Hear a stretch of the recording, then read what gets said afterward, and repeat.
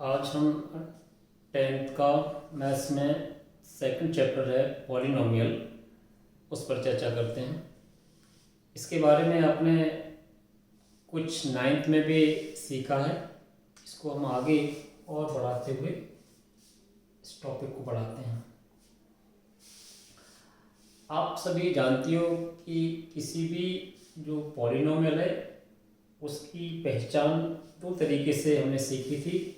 एक तो उनकी पदों की संख्या के आधार पर, जिसमें जितने पद होते हैं उसके हिसाब से भी उसका एक पदीय, द्विपदीय, त्रिपदीय इस तरह से भी रहता है।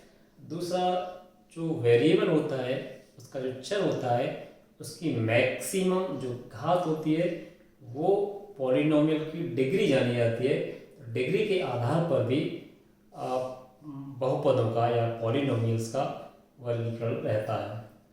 तो कुछ हम एग्जांपल लेकर के, जैसे मैं कहूँ 7x-3, ये हमारी इसकी पावर 1 है तो इसकी डिग्री क्या होगी 1। इस तरह से ये हमारा ऐसा पॉलिनोमियल है जिसकी डिग्री 1 है। और इस तरह के बहुपद को हम रैखिक बहुपद या लीनियर पॉलिनोमियल भी कहते हैं। इसको हम लीनियर पॉलिनोमियल। इसी तरह से हमारा दूसरा हो सकता है y² + 2। ये भी हमारा y में वेरिएबल है ये पॉलिनोमियल, और इसकी डिग्री क्या है 2। की डिग्री क्या है 2। और इस तरह से इसको क्या कहेंगे द्विघात बहुपद, क्वाड्रेटिक, इसको आप क्वाड्रेटिक पॉलिनोमियल या द्विघात। इसी तरह से नेक्स्ट कोई भी हो सकता है t में वेरिएबल मिल सकते हैं। t³ - 2t² + 5/3t - 4। ये हमारा यहाँ पर था। कोई कोफिशिएंट भी ले सकते हैं, मान लीजिए 3। तो t ये हमारा इसकी डिग्री 3 होगी। और इस तरह से ये हमारा त्रिघात या इसको क्यूबिक पॉलिनोमियल भी कहते हैं, क्यूबिक पॉलिनोमियल। तो इस तरह से डिग्री के आधार पर इसका एक वर्गीकरण रहता है। इसको हम जनरलाइज करें, यानी इसको व्यापक रूप में हमारा जो लीनियर पॉलिनोमियल होता है इसको ax + b लिखते हैं। ये हमारा जनरल विद दिस कंडीशन कि a should not be equal to 0। Because जब a 0 हो जाएगा तो ये टर्म हमारा हट जाएगा, और इस तरह से हमारा इसकी जो डिग्री है वो भी 0 हो जाएगी। इसी तरह से इसके लिए हमारा एक जनरल रहता है ax² + bx + c। इसमें भी कंडीशन वही बनी रहेगी, a should not be equal to 0। इसमें हमारा रहता है ax³ + bx² + cx + d। इसमें भी कंडीशन सबके साथ वही रहेगी। ये हमारा क्यूबिक एक्सप्रेशन है, क्यूबिक पॉलिनोमियल, क्वाड्रेटिक पॉलिनोमियल और ये लीनियर पॉलिनोमियल। ये इसकी जनरल फॉर्म होती है। अब इसमें हम देखेंगे कि बहुपद के शून्यांक क्या होते हैं या जीरोस ऑफ पॉलिनोमियल। तो देखिए होता क्या है, अगर मैं फॉर एग्जाम्पल ये लूँ इसको px भी कभी कभी लिख देते हैं इसको px। ये x वेरिएबल में एक एक्सप्रेशन है हमारा एल्जेब्रिक एक्सप्रेशन या पॉलिनोमियल। इसको 7x - 3 मैंने कहा। तो इसमें ये कोई रियल नंबर, ऐसी कोई संख्या जो इसकी वैल्यू को 0 ले आए, वही उसका शून्यांक कहलाता है या उसका जीरोस कहलाता है। तो इसके लिए देखिए क्या है, यहीं से हम निकाल लेते हैं। अगर मैं p यहाँ पर p - 3y7 रख दूँ, यही से आ जाएगा 7x - 3 = 0 रख करके x की वैल्यू यहाँ पर 3y7 आ जाएगी। अगर मैं p - 3y7 रख दूँ तो ये जो 7x - 3 क्या हो जाएगा 0 हो जाएगा, यानी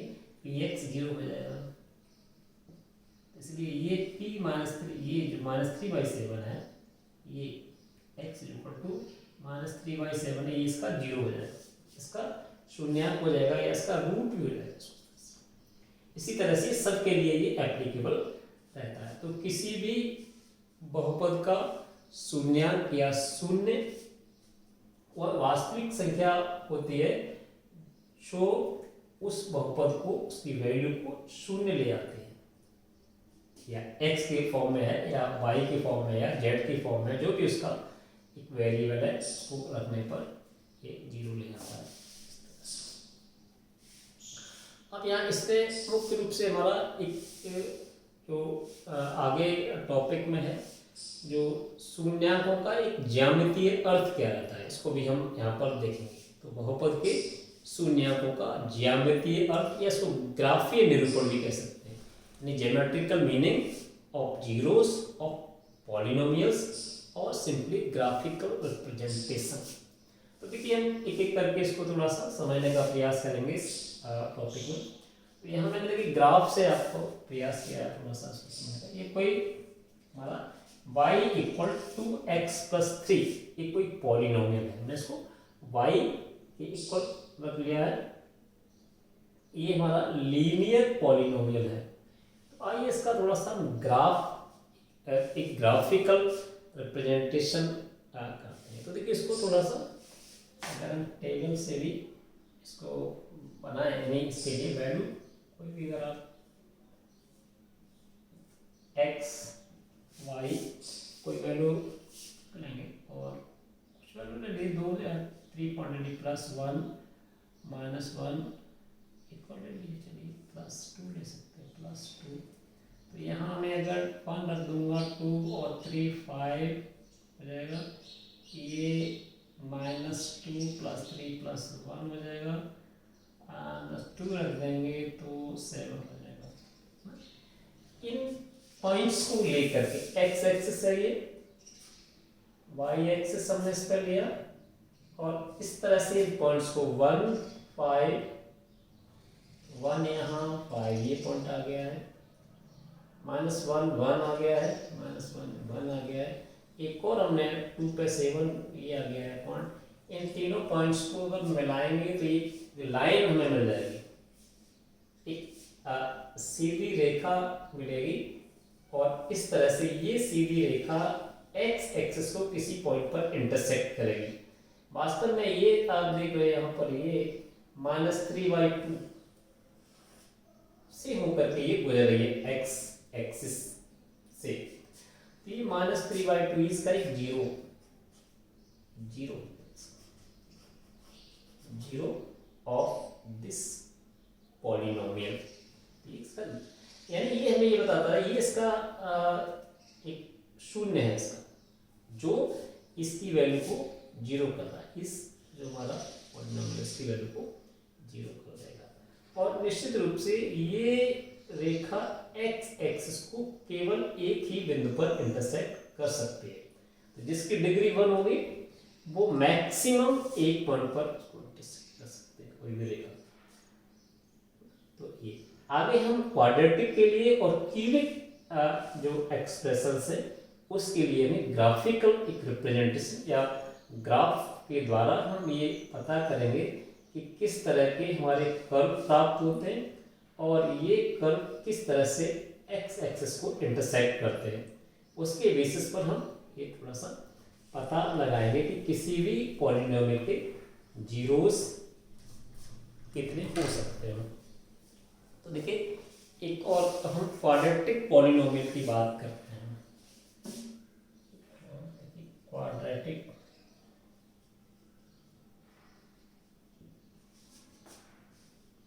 पॉलिनोमियल, इसकी अभी हम बात कर रहे थे, इसको कहेंगे द्विघात बहुपद।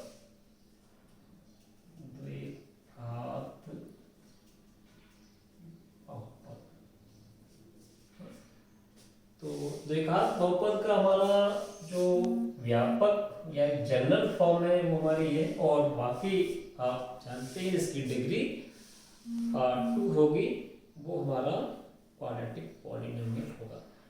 अब अगर हम इसके ग्राफ खींचते हैं तो देखिए क्या क्या कंडीशंस हो सकते हैं, उसको थोड़ा सा हम और करते हैं।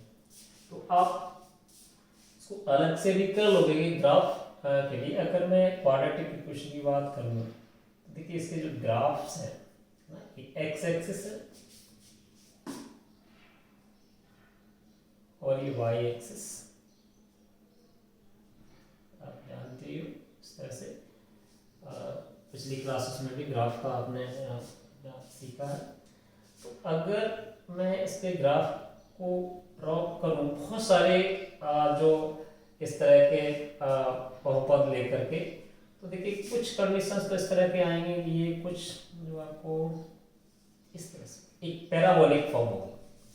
इसको इस तरह की जो शेप होती है ये हमारा पैराबोलिक फॉर्म, परवलयाकार पैराबोलिक परवलय इस तरह से हो सकता है। या ये भी हो सकता है कि ये इसका जो इसका ये जो हिस्सा है इसको इस तरह से, और ये जैसे ये P1 P2 ऐसे P1 P2 पे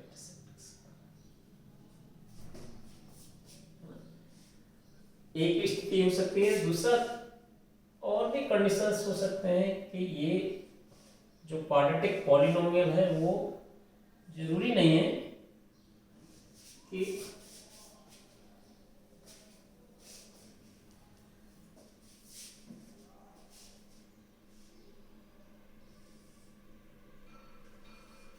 हो सकता है कि ये पैराबोला आपका केवल एक ही पॉइंट पर इंटरसेक्ट करे, पी एक्स एक्सिस से, या हो सकता है इसका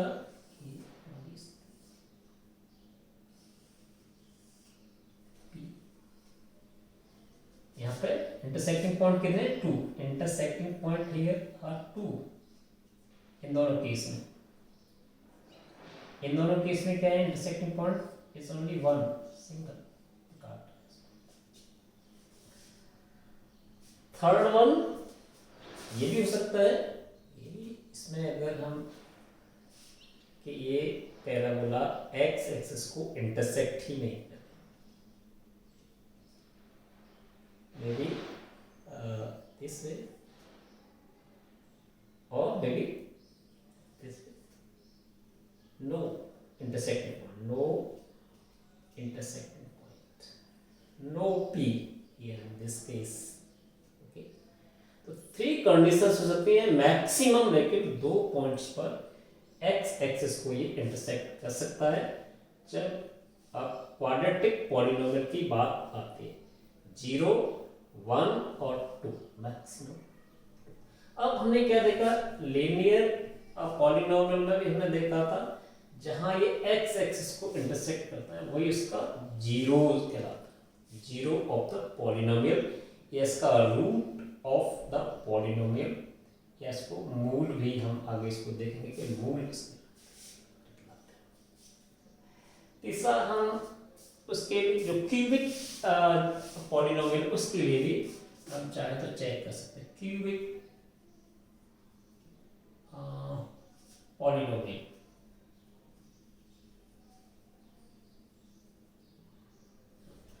क्यूबिक पॉलिनोमियल क्या होता है, क्यूबिक पॉलिनोमियल होता है जिसकी डिग्री t होती है।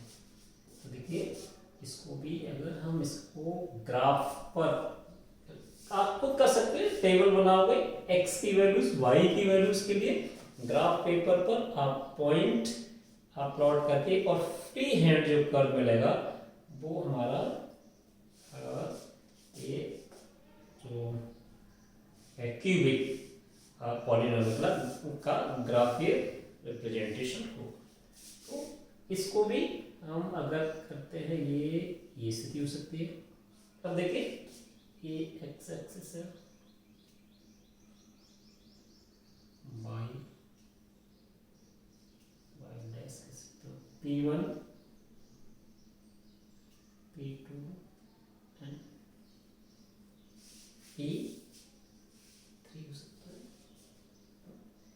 P1 P2 P3 x axis को इन पॉइंट्स पर ये इंटरसेक्ट कर सकता है।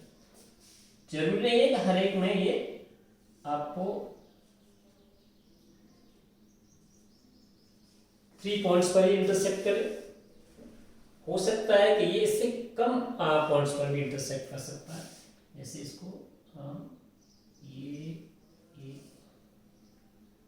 इसका P1 P2 हो सकता है, यानी 2 पॉइंट्स पर भी इंटरसेक्ट कर सकता है, या थर्ड केस ये भी हो सकता है कि ये आपका ओनली एट वन पॉइंट से x। तो ये हम एक क्या कंक्लूड इससे आता है, एक कंक्लूजन ये निकल के आता है कि किसी भी पॉलिनोमियल जिसकी घात कुछ है, अगर 2 है तो मैक्सिमम वो 2 उसके जीरोस होंगे, 2 उसके रूट्स होंगे, अगर 3 है तो 3, और अगर n है तो उसके मैक्सिमम n जीरोस हो सकते हैं। उससे कम तो हो सकते हैं लेकिन उससे ज़्यादा नहीं हो सकते। एक जनरल जो पॉलिनोमियल है जिसकी डिग्री n है ना, इसको हम कैसे लिखते हैं? इसको तो अगर मैं जनरल पॉली जो एक a to the power n sorry a n into x to the power n plus a n minus 1 into x to the power n minus 1 plus a n minus 2 into x raised to the power n minus 2 plus and so on, and keep continue up to last is a naught plus before this a1 into x. So this is the general polynomial with degree n. इसका degree क्या है? n। इसके जो maximum इसके जो zeros हैं या इसके जो सॉल्यूशंस हैं या इसके जो रूट्स हैं वो मैक्सिमम n हो सकते हैं, इससे कम हो सकते हैं। दिस कंडीशन के साथ हर एक के साथ ये रहेगी कि a n should not be equal to 0, जो कि हमने यहाँ पर भी। इस तरह से ग्राफिकल रिप्रेजेंटेशन इसमें आगे क्वेश्चन भी होंगे आपकी इस पर बेस। तो एक मेंटल एक पिक्चर एक हमें एक तैयार करनी है कि किस प्रकार से जो पॉलिनोमियल्स हैं उनके जो जीरोस, उनके जो रूट्स हैं, उनका जो सॉल्यूशंस हैं वो किस तरह से एक ग्राफिकल तरीके से किस तरह से एक कनेक्ट रहते हैं। तो आगे इसको हम ध्यान में रखते हुए आगे क्वेश्चंस इसके बीच पर हम कर सकते हैं, या कोई जनरल क्वेश्चन भी कोई पूछता है तो आप कह सकते हैं कि कोई भी क्वाड्रेटिक पॉलिनोमियल है वो मैक्सिमम कितने पॉइंट्स पर एक्स एक्सिस को इंटरसेक्ट कर सकता है, तो आप कहेंगे मैक्सिमम 2 और कम हो सकता है उससे। तो ये है, इसको थोड़ा सा एक बार देख लेंगे ठीक से और आगे के क्वेश्चन एक्सरसाइज में आप कर सकते हैं।